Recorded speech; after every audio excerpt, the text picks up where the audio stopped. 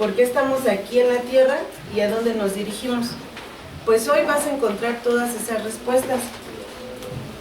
Y están aquí en tu manual. Vamos a empezar a leer donde dice Génesis y que son 50 capítulos. ¿Sí? Entonces, ¿traen su manual? Bueno. Entonces, pueden tener su manual, y si no, me van a acompañar en su Biblia. También vamos a ver el libro de Génesis. Si traen su Biblia, vamos a ver cómo está compuesto el libro de Génesis. Hoy vamos a ver qué es la Biblia y vamos a ver los primeros 5 libros del Pentateuco. Entonces, la semana pasada, la clase pasada, vimos los nombres de Génesis, Éxodo, Levítico, Números y Deuteronomio, y vimos el primer versículo de cada libro que da testimonio de que Génesis es el principio, Éxodo son nombres, Levítico es y él llamó, Números es en el desierto y Deuteronomio son las palabras. ¿Sí se acuerdan que vimos el primer versículo de cada libro? Bueno, seguimos con esta base y estos son nuestros nombres: Bereshit, Shemot, Vaikra, de Midbar y de Barim. Entonces nos vamos a ir familiarizando cuando veamos estos nombres. Vamos a ver ahorita el libro de Génesis, y el libro de Génesis, hermanitos, nos va a arrojar la luz a estas 3 preguntas que tú siempre te has hecho. ¿Sí? ¿Quién es el autor del libro de Génesis?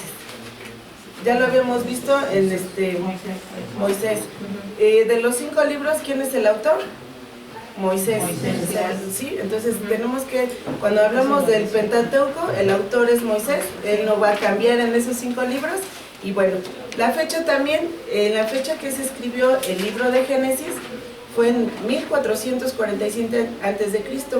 Y esta fecha es la más temprana que Moisés escribió el Génesis, ¿sí? Entonces acuérdense que Dios nos da fechas para dar ese testimonio de la veracidad de nuestros libros. Bueno, en el Génesis hay un método, es narración histórica, porque cuando Moisés comienza con Génesis, él narra lo que realmente pasó en el principio de los principios. Y recordemos el primer capítulo, si vemos nuestra Biblia, dice que Dios creó y empieza con la creación. Entonces vamos a ver cómo en el libro de Génesis empieza la narración histórica.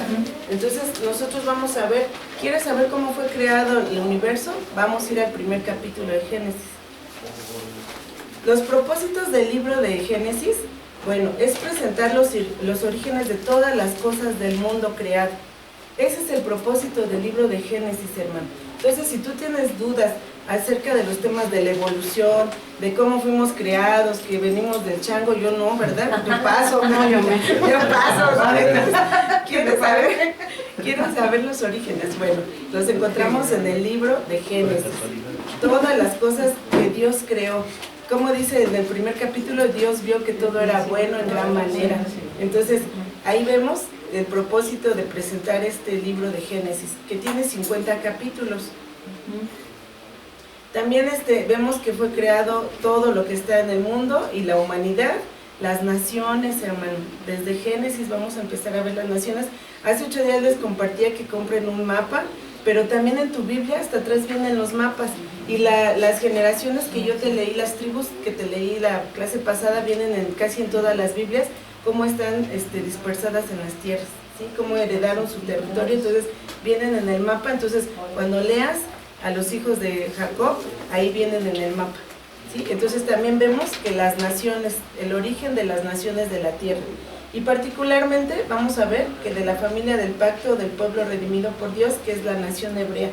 Vamos a ver dónde nacieron los hebreos, dónde nació la nación de Israel. También vamos a ver que el nombre de Génesis, como les decía, es Bereshit, que quiere decir en el principio, y esto lo vemos en el libro de la Septuaginta. ¿Para qué se escribió? ¿Para qué se escribió el libro de Génesis, hermanos? Para revelar lo que estamos viendo, los orígenes de la creación, de la humanidad, de las naciones. La verdad del origen humano, aquí está, hermanito. Tú tienes esta pregunta, ¿de dónde venimos? Busca en el libro de Génesis, ¿cómo fuiste creado? ¿Sí? Cuando dice el Señor que creó Dios a quién, al hombre, ¿cómo lo creó? A su imagen, a semejanza de Dios. Entonces ahí dice, ¿de dónde venimos? ¿Ya encontraste tu respuesta el día de hoy? Bueno, no venimos del chango, La verdad del propósito humano. ¿Por qué estamos aquí en la tierra? Lo vamos a encontrar en el libro de Génesis. ¿Cuál es tu propósito? En el libro de Génesis lo vas a encontrar. La verdad del fin y el destino humano. ¿A dónde nos vamos a dirigir? Pues desde el libro de Génesis ya está plasmado nuestra dirección, el fin y nuestro destino final. Bueno, vamos a ver un bosquejo, ahora sí, de cómo está constituido el libro de Génesis. El libro tiene dos divisiones principales, y si tú empiezas a ver en tu Biblia, bueno, pues ahí le puedes subrayar tu Biblia, poner una palomita, pero bueno, tiene en el número 1, la primera división es los comienzos de la humanidad. En los comienzos de la humanidad los vamos a encontrar en el capítulo 1, del versículo 1 al 11 y el versículo 32. Vamos a ver en la primera parte de la división, que está desde la creación hasta la caída. ¿Sí? Ahí vemos cómo está esta división. Desde la caída hasta el diluvio es la otra parte, y desde el diluvio hasta la torre de Babel. Estos son los comienzos de la humanidad. ¿Sí? Es nuestro primer enfoque de Génesis. En la otra parte, en el segundo, son los comienzos de la nación de Israel. Vamos a ver dónde comenzó Israel, ¿sí? Porque se habla toda la palabra del pueblo de Israel. Desde ahí vamos a ver. ¿Quieres conocer dónde nació el pueblo de Israel? Pues vamos a ver la vida de Abraham.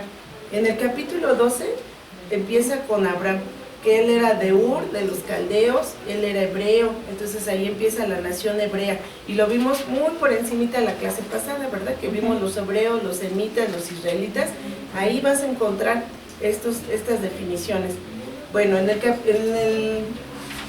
la división número 2 tenemos la vida de Abraham, la vida de Isaac y su familia, porque Isaac, ¿quién es? La promesa, ¿sí? Entonces recuerden que es la promesa que Dios le dio a Abraham. Encontramos la vida de Jacob, que es hijo de ¿quién? De Isaac. Y luego vimos la vida de José en esta división.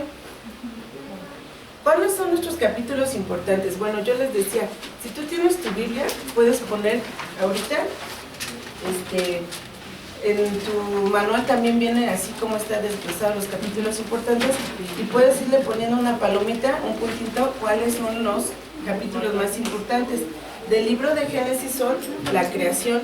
Es importante saber la creación del hombre. Fuimos creados, ¿de dónde?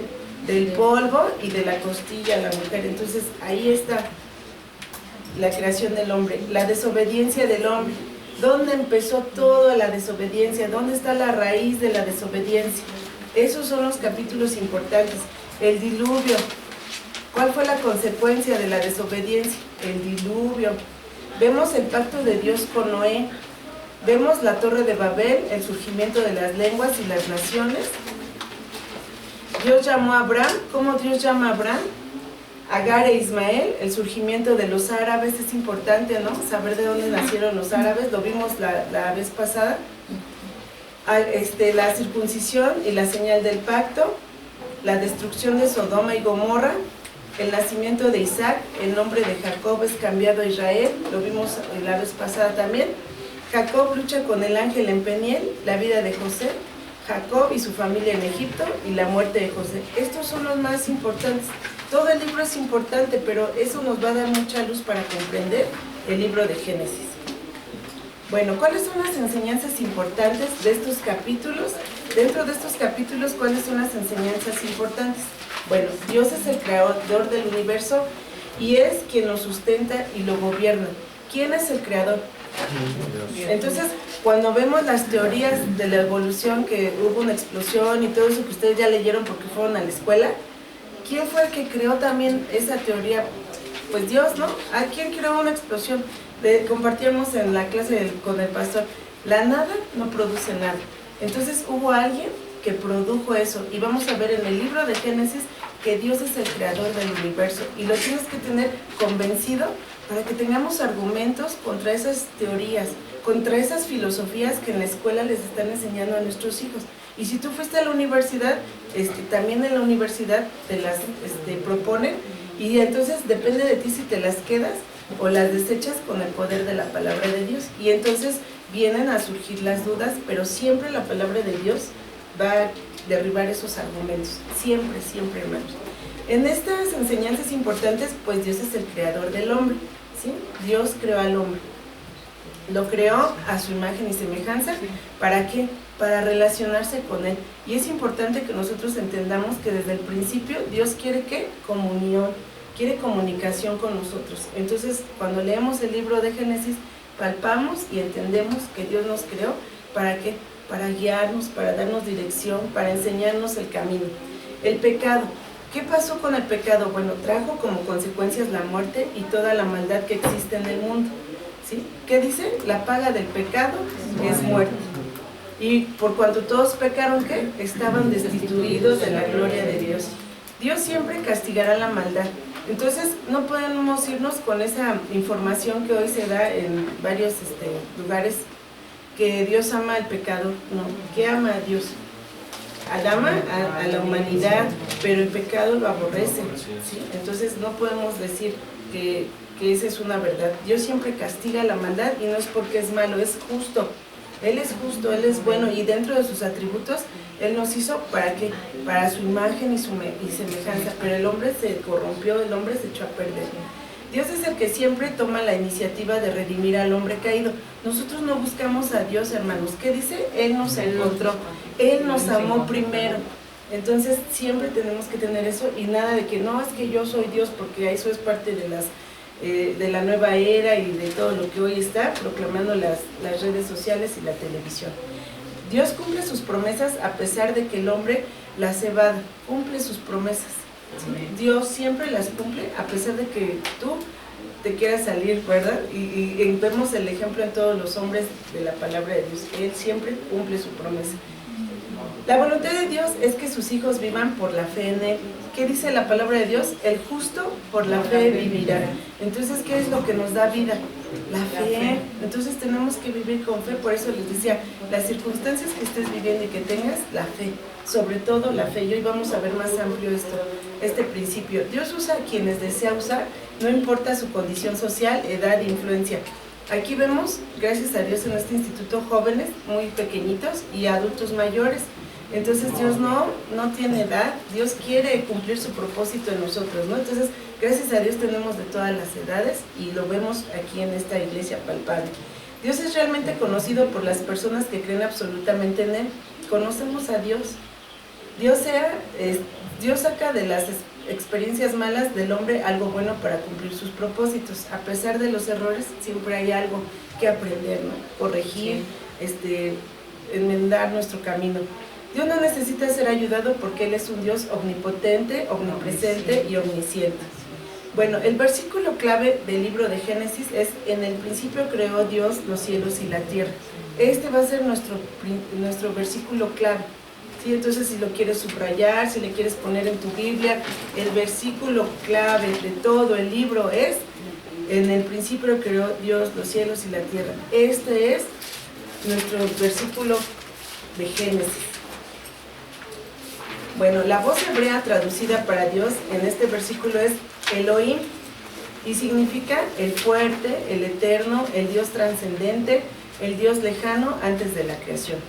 La terminación de esta palabra es un plural de im en el hebreo. Este es un plural de majestad y en esta terminación plural vemos una vislumbre de la Trinidad. En Génesis 1:2 ya encontramos al Espíritu de Dios obrando. También en Génesis 1:26, cuando Dios dice hagamos al hombre, ahí está hablando en plural y nuevamente vemos la Trinidad, ¿sí? Entonces ahí vemos el Padre, al Hijo, al Espíritu Santo.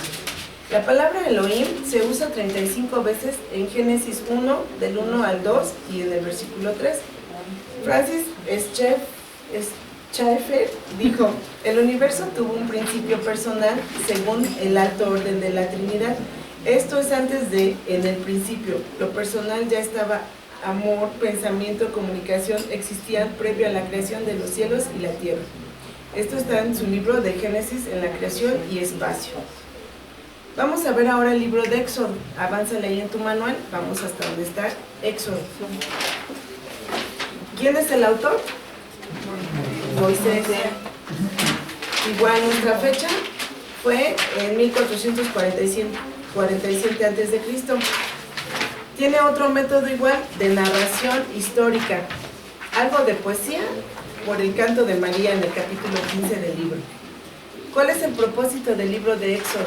Bueno, en el libro de Éxodo es mostrar cómo Dios cumplió la antigua promesa hecha a Abraham, multiplicando su descendencia y haciéndolos una gran nación, redimiéndolos de la tierra de la esclavitud y renovando con ellos el pacto de la gracia sobre bases nacionales. El nombre de Éxodo, pues ya lo vimos que es Shemot, que significa nombres en español. Esto lo vemos en la traducción de la Septuaginta. Éxodo es la salida. Libres al fin, los esclavos de Egipto tienen un libertador. ¿Quién es el libertador? Moisés. Contiene 40 capítulos, tiene 1213 versículos y aproximadamente 28.420 palabras. Todo eso vas a leer en el libro de Éxodo. Éxodo, ¿para qué se escribió? Bueno, para revelar el poder de Dios liberando al pueblo esclavo de Israel. La ley de Dios, dándole los 10 mandamientos a Israel, y la presencia de Dios seguía al pueblo de Israel. ¿Cómo? Con columna de fuego, la nube en el desierto. ¿Cuál es el bosquejo? El libro tiene 3 divisiones principales. La primera es el cautiverio. En el capítulo 1, del versículo 1 al 11, y en el capítulo 10, dice: los hebreos en Egipto, la nación aumenta, vemos cómo se multiplican los hebreos, y Moisés es llamado, las 10 plagas y el poder de Dios. En la división 2 vemos la redención, y aquí viene la Pascua, los primogénitos mueren, la salida de Egipto, la nube y la columna de fuego, el cruce del mar Rojo y el maná, el agua de la roca. En la división número 3, pues vemos la revelación, que es el pacto con Israel, la ley mosaica, el sábado y la ley, el tabernáculo, el becerro de oro, que es la idolatría, la construcción del tabernáculo, la gloria de Dios. Encontramos aquí en el libro de Éxodo. ¿Qué vamos a aprender en el libro de Éxodo? Bueno, aprendemos de la primera división, que Dios siempre cumple sus promesas, ¿sí? ¿Qué le dijo a Abraham? A Abraham le dijo que iba a ser de él una gran nación y que iba a tener un hijo. Lo cumplió, ¿no? Le dio a Ismael y le dio también a Isaac. Entonces cumple sus promesas el Señor. ¿Qué debemos actuar en el tiempo de Dios? No en el nuestro, también debemos de actuar en su tiempo. También aprendemos que Dios nos prepara para desempeñar nuestra misión. Bueno, los capítulos importantes del libro de Éxodo es la aflicción de los israelitas en Egipto, el nacimiento y llamamiento de Moisés en el capítulo 2, Moisés y Aarón ante el faraón, las plagas en Egipto, la Pascua, los israelitas cruzan el mar Rojo, Dios da el maná, el agua de la roca, los 10 mandamientos, la ofrenda para el tabernáculo, el becerro de oro, el pacto renovado, la gloria de Dios, cómo llenan este tabernáculo. Necesita otra razón.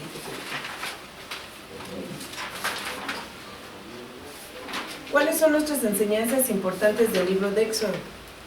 Aunque estamos sufriendo aflicción, debemos de adorar solo a Dios.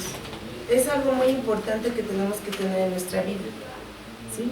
Debemos de adorar a Dios sea cual sea el tiempo. Entonces, muchas veces hemos escuchado que nuestro pastor nos comparte, nos dice: quiero verlos en la prueba. En la prueba tienes que mantener el gozo, porque dice que el gozo del Señor es nuestra fortaleza. Entonces, qué difícil es cuando está una enfermedad, qué difícil es cuando, como esta persona, un luto, pero tienes que adorar a Dios, porque sea cual sea las circunstancias para los hijos de Dios, esa es su voluntad. Entonces nosotros tenemos que aprender a conocer su voluntad, ¿no? Conocerlo, cómo se manifestó a estos hombres de Dios, qué hizo con ellos y cómo los llevó de victoria en victoria, a pesar de que ellos veían murallas, a pesar de que ellos veían gigantes, cómo ellos creían lo que Dios había dicho, y eso es lo que tenemos que hacer. Entonces, ¿cómo se llama la circunstancia que tú estás viviendo? ¿Por qué te impide alabar a Dios? Pues cuando estés pasando circunstancias tenemos que alabar al Señor, ¿sí? Aún que tengas dolor, aún en las tormentas, porque ¿dónde está el Señor ahorita, hermanos? Él está vivo. Él está vivo. Entonces, si Él vive, ¿por qué nosotros nos morimos ante las circunstancias? ¿Por qué nosotros menguamos ante las opresiones? Entonces, renueva tu mente con la palabra de Dios, con sus promesas. Tú me puedes decir una promesa que te ha dicho el Señor y que no te la ha cumplido. No nos vamos con los mensajes que se están dando allá afuera de la prosperidad. No, hermanos, palpable aquí. ¿Qué te ha dicho a ti el Señor cuando tú lees? Cuando tú estás en oración con el Señor y vienes a leer la palabra, Él a fuerzas te da una palabra. Y a veces, ¿qué haces? Como no te gusta lo que te está diciendo, mejor le cambias la página. No, recibe esa exhortación porque viene de parte de Dios. Entonces, aunque estemos sufriendo aflicción, tenemos que adorar a Dios, alabar a Dios. Entonces, lo más extremo, yo creo, en mi pensamiento personal, es la pérdida de un ser querido. Porque ya no hay remedio, o sea, ya no le vas a ayudar, ya no le vas a llorar. Pero cuando hay vida, una enfermedad, pues estás con vida. ¿Sí? Un problema matrimonial tiene solución. Un problema de padres con los hijos de actitudes tiene solución. Lo que ya no hay soluciones como este joven, ya no le vamos a predicar. Ya se acabó su tiempo, entonces hay que ir a predicarle a su familia. ¿Sí? Entonces, aunque estemos en sufriendo y en aflicción, tenemos que adorar a Dios. Esta es la enseñanza importante de Génesis, de Éxodo. Cuando Dios llama para su servicio, Él capacita. ¿Qué le dijo Moisés, hermanos, al Señor? Puso límites, puso pretextos. Él mismo no se creía capaz. Y tal vez tú y yo no creemos ser capaces de llevar su palabra, pero Él nos está capacitando para grandes cosas, para que simplemente abramos nuestra boca y le digamos a las personas que Dios quiere, ¿verdad?, tener comunión con ellos, que quiere que se arrepientan, que quiere que mientras hay tiempo lo busquemos y que lo adoremos, nos volvamos a su camino. Bueno, pues Él nos va a capacitar, por eso estamos aquí. Hermanos, hay maestros mejores que todos los que estamos aquí en la iglesia. Hay hermanos que han estudiado más que nosotros. Hay hermanos que tienen una memoria mejor que de mi pastor y de los que estamos aquí. Hay hermanos, pero Él nos está capacitando a nosotros y Él lo está haciendo contigo. A ti también te está capacitando. Entonces, ¿para qué? Para que cumpla su propósito. Ninguna excusa es válida para rechazar el llamado de Dios. ¿Qué les dijo cuando le dijeron, Señor, déjame ir a enterrar a mis muertos? ¿Qué les dijo el Señor Jesús? Deja que sus muertos entierren a sus muertos. Entonces, ¿cuál es nuestro pretexto? Muchos tuvimos que estar en oración para poderle decir, danos el sábado, Señor. Porque trabajamos, porque tenemos cosas que hacer, pero pedimos, ¿verdad? Para que no haya pretextos. Dios es Dios de dioses, Él es el Dios. Dios delega autoridad y responsabilidad entre su pueblo, piadoso y confiable. Dios protege de muerte a aquellos que han aceptado la fe del sacrificio pascual. Dios nunca deja morir no deja morir de hambre a su pueblo. Dios ha dado su ley para que la obedezcamos. Tú tienes la decisión. Él te pone decretos, estatutos, mandamientos, ordenanzas. ¿Cómo le quieres poner el nombre a toda la palabra que está llena de eso? Pero tú eres el que los cumple o no. ¿Sí? Y de todos los que están en la palabra de Dios lo resume a dos: a que amemos a Dios sobre todas las cosas y a nuestro prójimo. Entonces, si tú amas a Dios y amas a tu prójimo, de verdad que no vas a poder violar la ley, por ese amor que Dios te da, por esa reverencia que le tienes al Señor. Entonces vas a cumplir con tu prójimo. ¿Y por qué nos manda luego con tu prójimo? Es con tu próximo, con el apegado, y es luego en la familia, con nuestros seres cercanos, y de ahí pues sale hacia afuera cómo tratamos a las personas, no qué hay en nuestros corazones. Bueno, Dios dio su ley para enseñarnos a tener una correcta relación con nuestro prójimo, como les mencionaba, y la santidad de Dios no tolera la adoración de dioses falsos. Y aquí, pues bueno, dioses falsos vemos en el libro de Levítico, todos los mandamientos, las ordenanzas que Dios dice acerca de la idolatría. Y la idolatría puede ser a tu carro, al dinero, al trabajo, a tus hijos, a tus nietos. Entonces, nada tiene que haber en tu corazón más que el trono de Dios, ¿no? ¿Quién ocupa ese lugar? A veces amamos más las cosas que a Dios. Entonces, por eso están los lineamientos y por eso tenemos que leer la palabra para renovar nuestro entendimiento y tener esa santidad, tener esa dirección que Dios quiere. Quita de ese corazón que tenemos, vamos a quitar eso que está ocupando el lugar del Señor. Escudriñemos nuestro corazón. ¿Qué amas más? ¿Amas más a tus padres que a Dios? ¿Amas más el dinero que a Dios? O sea, ¿qué amamos más, hermanos? ¿Las cosas materiales que a Dios? Esto debería de ser nuestro amor, nuestra pasión, la palabra de Dios. Entonces, entre más lo conoces y estás viendo cómo están las enseñanzas importantes en Génesis, en Éxodo, y cómo vamos a ir desglosando la palabra de Dios, te va a hacer más amar a Dios por la redención, hermanos, por el sacrificio en la cruz, porque Él nos amó primero. Y entonces sí, tienes que cumplir tus deberes, tienes responsabilidades, pero no son afanes, no son lo primero. Es, Señor, pongo este día en tus manos. Hoy tengo que trabajar, barrer, no sé cada quien su actividad, pero primero es buscar al Señor. En la mañana, al adorarlo, al levantarte temprano. Yo tengo que salir a las 6 de la casa. Bueno, pues empieza a ser un hábito de a las 5, tener un momento de oír una alabanza, de orar, de leer. 5 minutos son la diferencia, porque preparan tu día, porque ya dice, cada día trae su propio afán, y tú no sabes qué va a venir, pero si tú te capacitas con la palabra de Dios, entonces vas a poder salir adelante con lo que se está levantando hoy en día. La santidad de Dios no tolera la adoración a los dioses, lo tienes que tener bien en tu mente, en tu corazón. Dios ha diseñado un lugar especial para llegar a habitar con su pueblo. Esto es lo que Dios nos enseña. ¿Cuál es el versículo clave de Éxodo? Bueno, si lo quieres poner ahí subrayado, es el capítulo 15, el versículo 13. Dice, condujiste en tu misericordia a este pueblo que redimiste, lo llevaste con tu poder a tu santa morada. Este es el versículo base del libro de Éxodo. Condujiste en tu misericordia a este pueblo que redimiste, lo llevaste con tu poder a tu santa morada. Sí, entonces subráyalo ahí en tu Biblia y ya no lo vamos a ir aprendiendo. Bueno, vamos a ver el libro de Levítico. El libro de Levítico, como lo vimos, es él llamó el libro de los levitas, el libro de la purificación, el manual de Dios para la adoración y comunión. Hermano, ¿quieres saber cómo adorar a Dios? ¿Quieres saber cómo se alaba a Dios? ¿Cómo se tiene comunión con Dios? Tenemos que buscar en el libro de Levítico. Y hace poquito, hermanos, yo vi un video de los hijos de Aarón.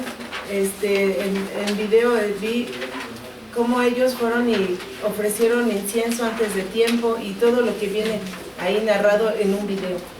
Y yo lo leí y ellos cayeron como muertos. Entonces, esa enseñanza que yo tuve de ese video de 3 minutos tal vez, le decía al Señor, ¿cómo hoy tienes misericordia de nosotros? Porque no hemos caído como muertos cada vez que venimos a tu presencia. Porque muchas veces venimos enojados, muchas veces venimos indispuestos, no preparas tu corazón para recibir lo que Dios tiene un domingo, por ejemplo. Y empieza el Señor trayéndote con una reflexión, con la persona que pasa al principio, empieza la alabanza, y luego viene la palabra de Dios, y muchas veces llegamos tarde, venimos y estamos ahí, pero nuestra mente, nuestro corazón está en circunstancias.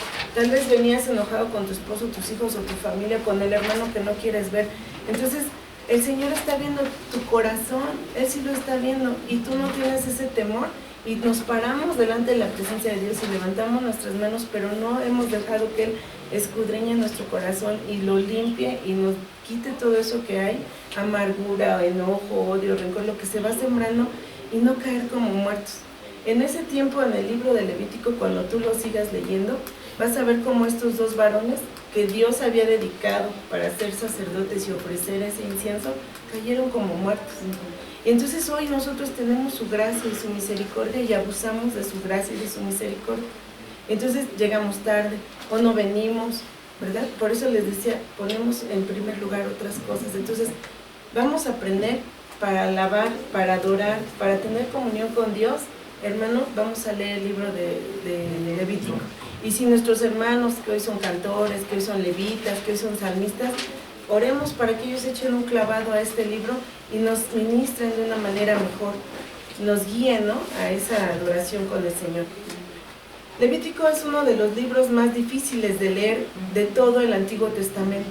De verdad es difícil, pero cuando le pones atención y te dedicas a comprender, el Señor te va a enseñar.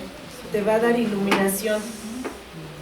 Es un libro de leyes y manual de procedimientos para estar a cuentas con un Dios santo y poderoso. Les recomiendo que lo lea mirando el panorama general en vez de estudiar los detalles. Trate de pensar cómo afectan estas leyes a la vida diaria y cómo Dios desea que usted sea. Entonces, veamos el libro de Levítico como un espejo, que Dios nos está hablando a nosotros, ¿sí? El libro de Levítico tiene 27 capítulos. ¿El autor quién es? Moisés. Está escrito igual en la fecha de 1447 a.C.